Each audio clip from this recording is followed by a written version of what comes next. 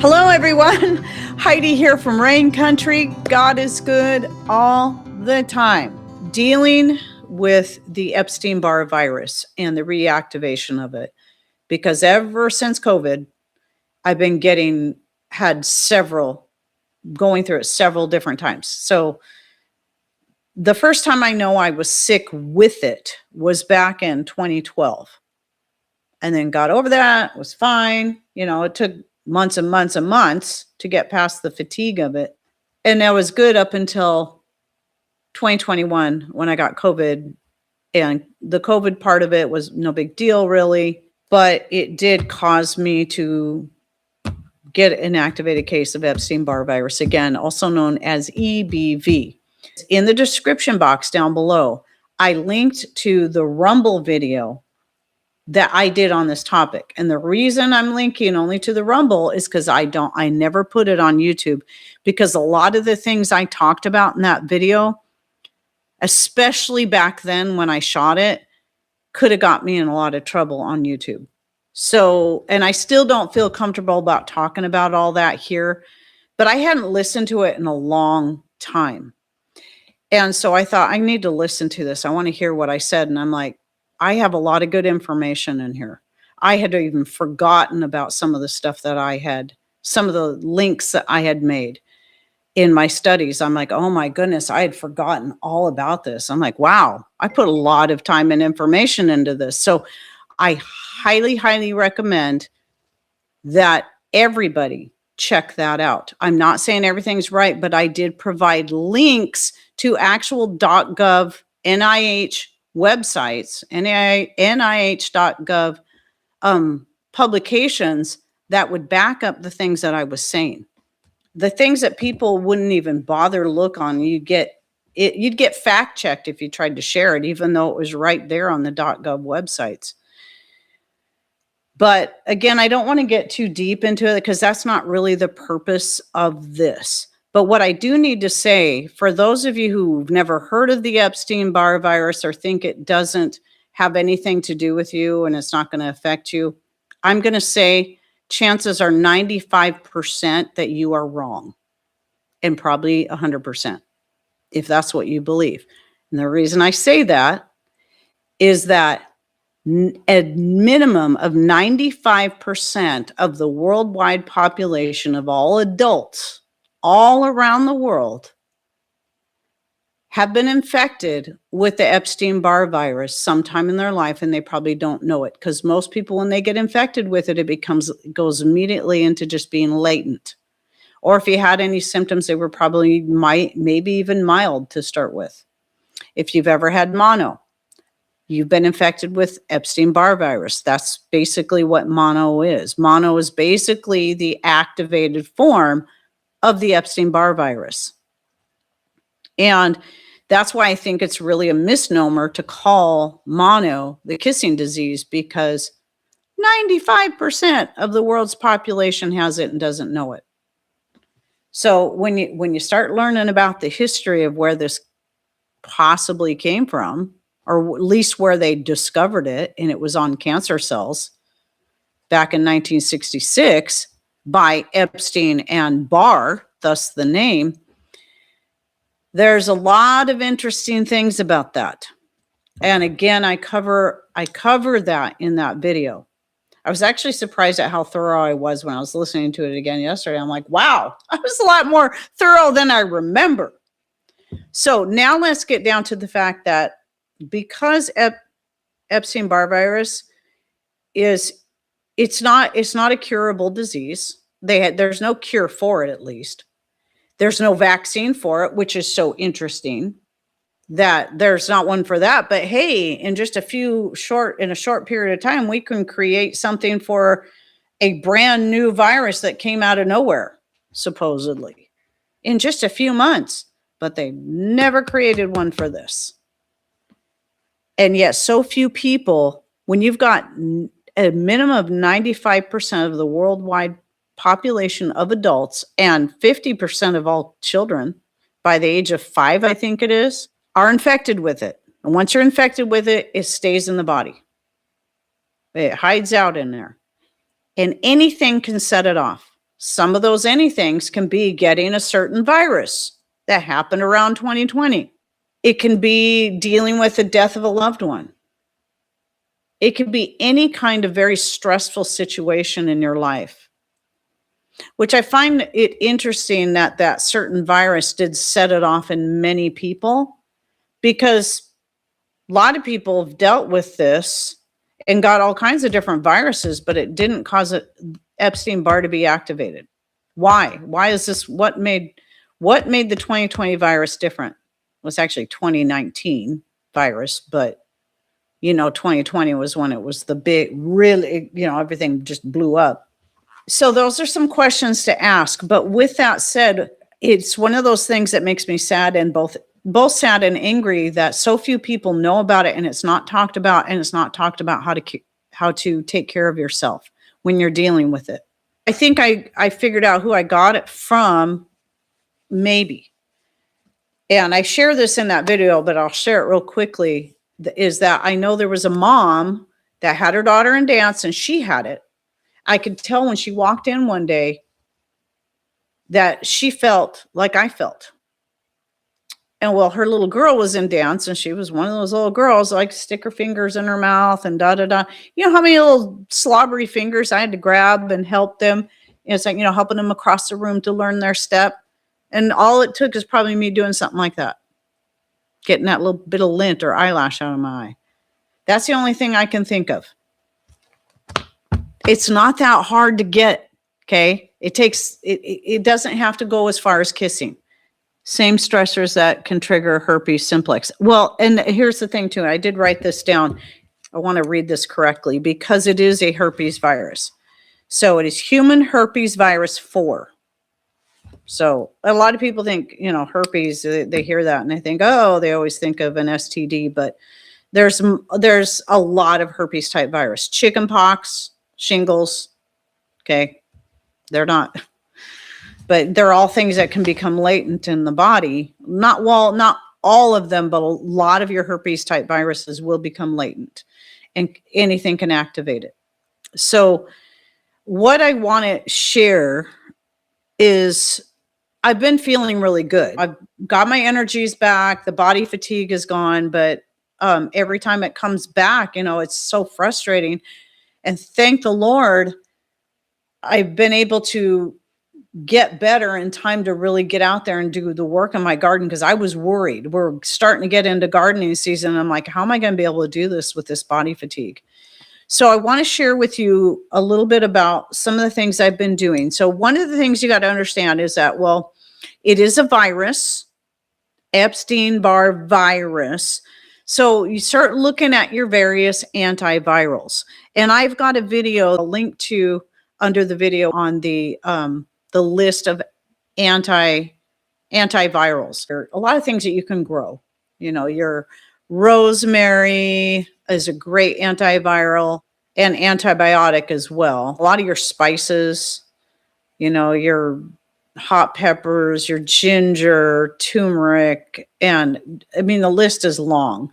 And that's why I didn't really want to get into all of that, because you can go to that list that I have. And I think I even typed the list up as well to make it easy.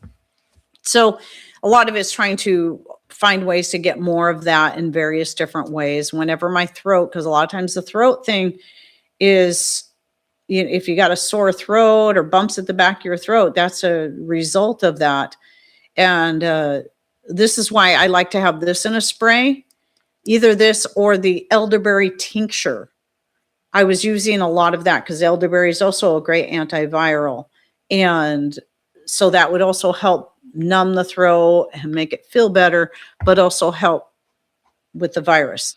And then also adding your greens that are really high in nutrients. So very nutrient dense greens, such as the nori, which is, again, not something I grow because I don't have an ocean in my garden.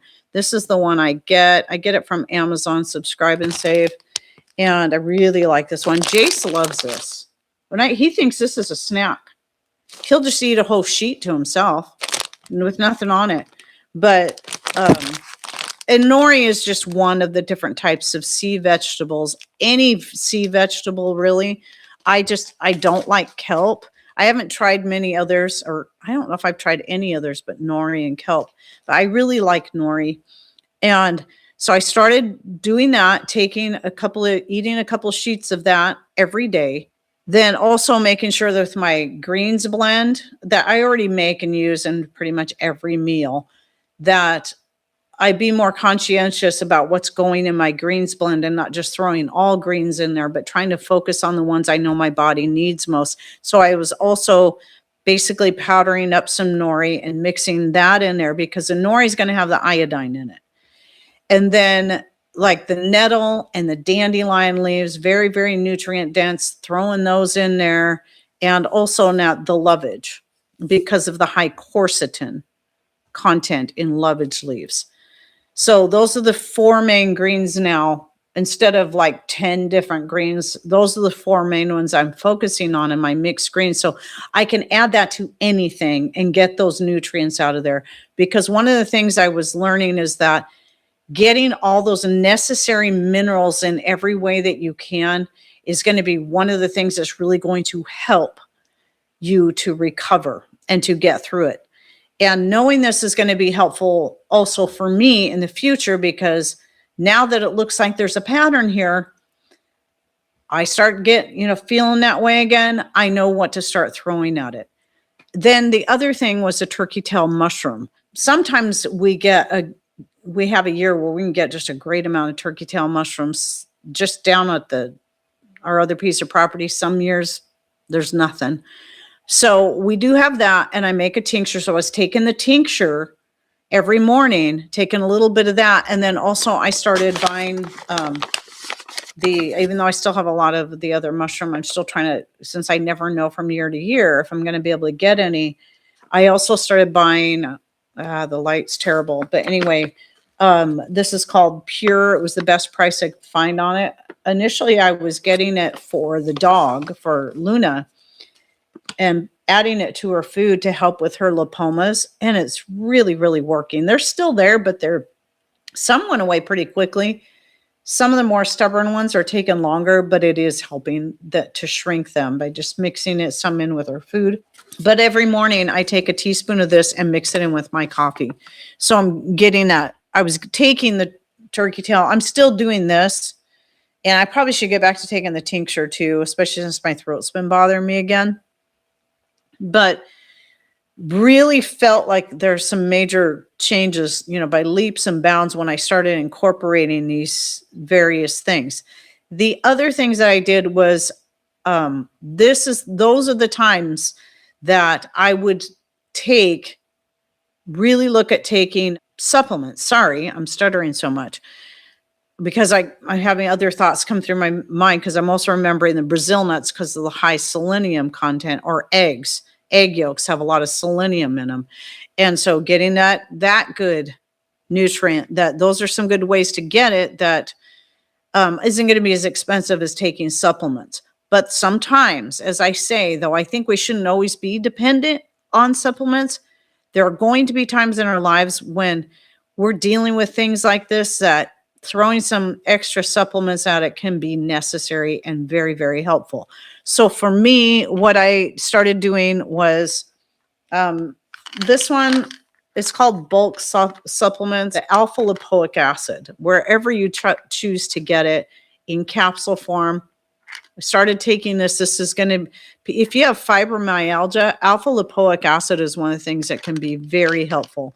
And it is an amino acid. So I started taking that.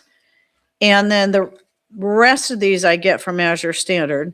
3 of them are Azure Well brand.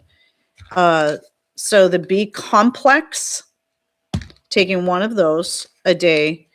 The Whole Food C complex. These are definitely more expensive than just buying ascorbic acid. But I was taking this for a while. I was taking them twice a day. I'm not taking these now because I don't feel like I need them now. So especially because of the price. So little by little, I started when I started feeling better, I started cutting some of these one at a time. And this one is not an Azure Well, but I do get it from Azure. And it is what's the name of it? Garden of Life Vitamin Code Raw D3. This has actually been the best D3 I've ever taken. And it's very different. It's not in the gel form. It looks like this. It's green and it's in a capsule. And I was taking Now D3 for a long time, but then for some reason it seemed like it just went, I don't know if they changed the formula, if it was just me, but I know this one has definitely been working better for me. I can tell because of the way my hair reacts. When I'm not getting enough D, my hair starts falling out. If I get too much, it starts falling out. I have to have a good balance. And this seems to be, if I'm going to take a D3, this one is definitely the thing. Now, I didn't take any today because now that I'm getting a lot more sun, I'm not taking any of the supplements because I try to limit that, partly because of cost, but also just trying to weigh out and go by how I feel. I've been feeling pretty good. But the other things like the turkey tail mushroom, all those more natural things that you can take as a food, the nori and the Brazil nuts, I'll keep doing those. But I did find when I started incorporating all these things, it seemed like finally I started getting better and getting over that body fatigue a lot faster. Oh, I did list a few other antivirals in here, like ashwagandha is another really good one for this, echinacea, and I did say the rosemary and elderberry. But also, making sure you're doing the best you can to get good sleep. Get in the sun when you can unless you're very, very fair or you're only out there for a few minutes if you're very fair. I say don't wear sunblock. Sunblock can be really bad for you. I never wear sunblock. And when the sun's out, I try to get out in it. In fact, I'd like to get my hand watering done early in the morning, but the problem with that is the sun isn't hitting all the gardens when I'm doing that. So I wait until the sun is hitting the gardens so that when I'm out there watering, I'm in the sun. In fact, I got to go out and pick some raspberries and I'm going to be in the sun in a tank top so I can get as much sun exposure on my skin as possible to help get more vitamin D. And then drinking plenty of good, clean water, trying to avoid all that fluoride because that's not going to help. So if you're on city tap water and it's fluoridated, I suggest finding another way. Fluoride filters can be expensive. This was the number one reason why we started doing a rainwater catchment and then filtering that, because we at least knew there was no fluoride in there. And that was one of the things that helped us be able to go off of our thyroid medication. But anything that's going to weaken your immune system, like fluoride and getting rid of the Teflon pans, things like that. So good, clean water. And yeah, no sunglasses. I used to always wear sunglasses. And I find it's actually better to not wear sunglasses. You should never look directly at the sun anyway, but we are made to have that sun exposure on our eyes. Okay. And it can actually help with your eyesight. And yeah, I think one of the worst things was all these really, really strong sunblocks. And I think that caused way more problems for people than just getting natural sun exposure. And getting exercise as you're able. Obviously, if you're in the middle of dealing with the severe body fatigue, obviously you got to be careful about what you do. You don't want to wear yourself out even more. But I think by trying to get some kind of movement, that whatever you can do, I think is going to be very helpful. I mean, exercise can be a very natural thing. We always talk about exercise and people picture, I got to start lifting weights or I got to go for a run. Nope. Here's something I did the other day. This was a really good form of exercise. And the funny thing, I was wondering why my upper back muscles were so darn sore. I'm like, what did I do? My upper back muscles are so sore. Did I pull something? And then I was so thrilled when I remembered what it was I'd done. I'm like, it's a good sore. It's a good kind of sore. Well, I had that kiddie pool out there and I wanted to empty out that water. This is perfect water for watering the garden because all the chlorine is going to be baked out by the sun and everything. And I don't want to just empty it and let all that water go to waste. So I have this big plastic pitcher. I'm pretty sure it holds at least a gallon. And I keep that out there just for stuff like this. And I scoop that water up, walk out to all the different areas around my garden and was dumping it in a lot of the areas that like my sprinkler. I have a couple places where I have sprinklers. I can just turn them on, but there's a lot of areas I have to hand water as well. And so, and the pool is up on the deck. So I got to come up onto the deck, scoop the water, walk out to wherever. And some of it was a bit of a distance, come back and do it again, carrying that and then dumping it and doing that over and over and over again. And like some people would probably think this is a really big waste of time. And I'm thinking, I'm saving water, I'm watering my plants, and I'm getting exercise at the same time by walking back and forth and carrying this heavy pitcher of water. It was great. And I'm going to do it again when I go to empty it again. Let me double check. Let's see. Nori, dandelion leaves, nettle for mineral content. I mentioned the supplements. Lots of vitamin C, as much as you can get. You can get too much, but it's not as much of a concern because your body will flush it out. And you'll know, because just like when you eat too many cherries or anything like that, it has the same effect. But yeah, as natural as you can, be able to get a lot of stuff, but sometimes it takes quite a bit of eating certain fruits and vegetables to get what your body needs when you're trying to heal it. So that is where supplementation, I think, does definitely have its place. And it doesn't mean you have to take it for here and ever after. It just means at least during the flare-ups, this can be a good way to help you recover faster. And then keep focusing on learning more about other foods that are high in nutrients that you can start adding to your diet to get the minerals and other nutrients that your body needs. If you're like me and you can't take iron, and you shouldn't take iron because you're thalassemic, then, sometimes you got to watch certain things. Certain foods are really high in iron you may want to avoid. I don't worry about that really as much when it's in a natural form.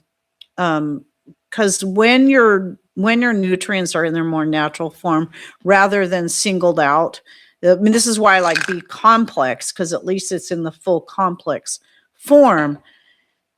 But still, some of these things, when they're singled out, you can really be missing some other nutrients that they really need to be combined with. Like people talk about vitamin D3 should be taken with vitamin K. Unfortunately, vitamin K supplements are pretty much worthless. So making sure that you're eating vegetables and foods that are naturally high in your K2, even K1, which a lot of your greens are high, have a lot of K1 in them. There's a lot of greens that do. And K2, just like D3, typically can only come from animal products. I guess that was it. That wasn't that hard. I don't know why I get so nervous about it. I guess it is because of what the topic is, and it kind of is just brushing that line a little bit of what's allowed and what's not allowed, and with the ever-changing rules on YouTube, you never really know if you're going to say something and it's going to be the wrong thing and you're going to get in trouble. There are certain things within this topic that I have to be very careful with, which is again why I want to remind people to go check out that Rumble video. I think you'll learn quite a bit. You might find it interesting. You might just want to skip through like the first 5 minutes unless you want to just hear me talking about how this topic was really difficult and here's why. And some of it too with me, I'm always afraid that maybe I'm not giving enough information. Maybe I didn't do as much studying as I hoped, but like I said, I was a lot more thorough than I remembered. I appreciate you all. Thank you again for your prayers. And I really do hope you have a blessed day and a great rest of your week. Thanks for coming in. Take care and God bless.